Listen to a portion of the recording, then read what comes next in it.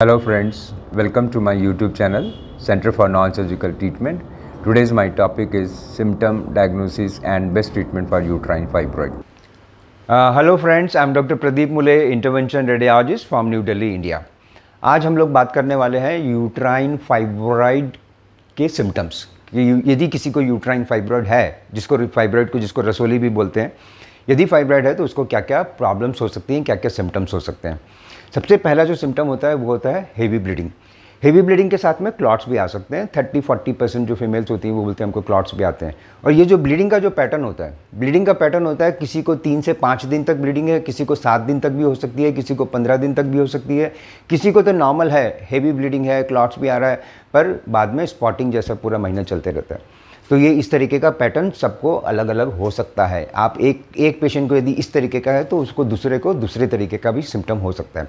और इसके साथ साथ में प्रॉब्लम होती है, कभी पेन हो सकता है और कॉन्स्टिपेशन हो सकता है, बार बार यूरिन जाने की इच्छा होती है और बैक पेन भी हो सकता है, दोनों पैरों में दर्द भी हो सकता है। यदि ये सब चीज़ है किसी को तो उसको कन्फर्मेशन के लिए क्या करना चाहिए। उसको कन्फर्म करने के लिए एक तो होता है जनरल एग्जामिनेशन होता है। यदि आप किसी के पास डॉक्टर के पास जाते हो तो वो 2 तरीके से जांच करेगा, या तो पेट के ऊपर से कर सकता है या तो नीचे के रास्ते से भी जांच करके देख सकता है कि यूट्रस का साइज़ बढ़ा हुआ है कि नहीं है। क्योंकि बहुत बार मैक्सिमम टाइम पे यदि किसी को फाइब्रॉइड है तो यूट्रस का साइज़ होता है वो बड़ा भी हो सकता है।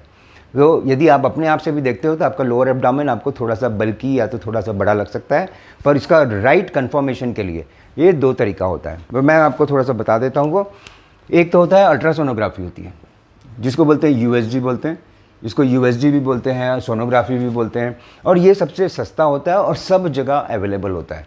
इससे कम से कम एक बेसिक इवेल्युएशन हो जाता है, वो मालूम पड़ जाता है आपको कि मेरे को फाइब्रॉइड है कि नहीं है।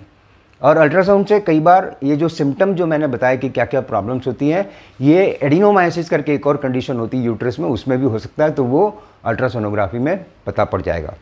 यदि आपको किसी को बहुत बड़े बड़े फाइब्रॉइड हैं और या तो मल्टीपल फाइब्रॉइड हैं जो अल्ट्रासाउंड में कई बार ठीक से नहीं मालूम पड़ रहा है, तो उसके लिए दूसरा जो जांच होती है वो उसको बोलते हैं एमआरआई बोलते हैं। एमआरआई का फुल फॉर्म होता है मैग्नेटिक रिजोनेंट इमेजिंग, पर ये थोड़ा महंगा होता है और सब जगह अवेलेबल नहीं होता है। इससे आपको डिटेल इन्फॉर्मेशन आपको मिल जाएगी। डिटेल इन्फॉर्मेशन में कि यूट्रस में फाइब्रॉइड जो है उसका लोकेशन क्या है, नंबर ऑफ़ फाइब्रॉइड कहाँ पर है, ये सब आपको बहुत अच्छे से एमआरआई में मालूम पड़ सकता है। तो उससे हम लोग और डिटेल इन्फॉर्मेशन मिल सकती है कि किस तरीके का उसको ट्रीटमेंट होना चाहिए।